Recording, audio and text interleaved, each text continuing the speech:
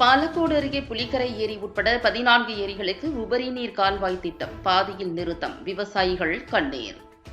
தருமபுரி மாவட்டம் பாலக்கோடு அருகே எரநள்ளியில் ஜெர்தலாவ் கால்வாய் திட்டம் 5 கிலோமீட்டரில் இருந்து புதிய கால்வாய் அமைத்து எரநள்ளி ஏரி, புலிக்கரை ஏரி உட்பட 14 ஏரிகளுக்கு சின்னாறு அணையின் மழைக்கால வெள்ள உபரி நீர் வழங்கும் திட்டப்பணி ரூபாய் 30 கோடியே 38 லட்சம் மதிப்பீட்டில் கடந்த 2022ஆம் ஆண்டு தமிழக வேளாண்மை மற்றும் உழவர் நலத்துறை அமைச்சர் MRK பன்னீர்செல்வம் அடிக்கல் நாட்டி பணியை துவக்கி வைத்தார்.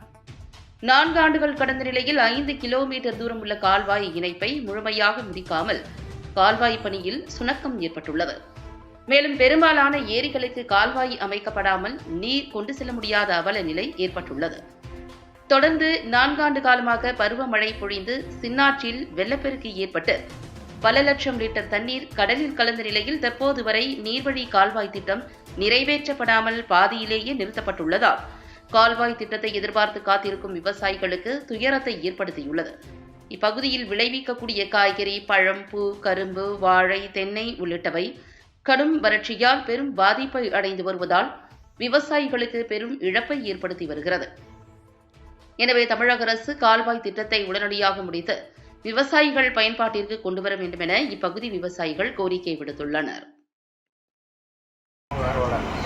பஞ்சுப்பிள்ளை அணையிலிருந்து உபரி நீர் 12 கிராமத்துக்கு செல்ல திமுக அரசில் 2022 MRK பன்னீர்செல்வம் எரநள்ளி ஏரியாவில் சுமார் ஒரு 12 ஏரிகளுக்கு தண்ணி போக 30 கோடி ரூபாய் திட்டத்தில் பூமி பூஜை செய்து வேலை துவங்கி வைத்தார்.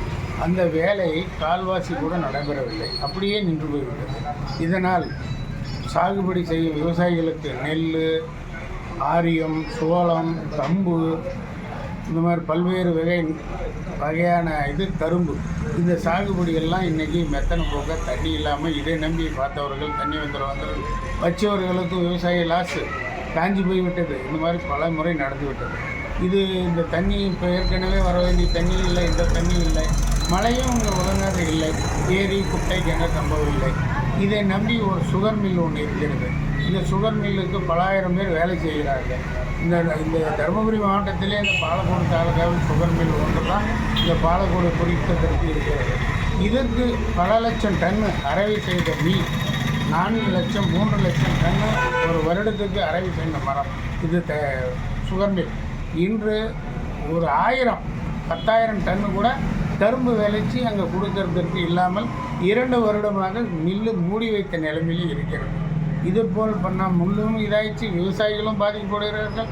இதே மாதிரி இருந்தால் 4 வருஷம் இன்னும் அந்த 30 கோடி ரூபாய் திட்டத்தை பாஸ் பண்ணவில்லை என்றால் இவங்க இன்னும் எப்போ தான் செய்து இந்த ஆட்சியில் மக்களுக்கு விவசாயம் செழிப்படைய இவர்கள் வழிவகுத்து கொடுப்பார் என்று தெரியவில்லை. இது உடனடியாக போர்க்கால அடிப்படையில் இவர் செய்து கொடுக்க வேண்டும். இல்லை என்றால் இந்த பகுதி விவசாயிகள் அழிஞ்சி போய்விடும். இங்கிருந்து விட்டுட்டு வேற மாநிலத்துக்கு கூலி வேலை செல்லும் அவநிலை உருவாகிறது. என் பேர் PK சிவா, பாலக்கோடு சமூக ஆர்வலர்.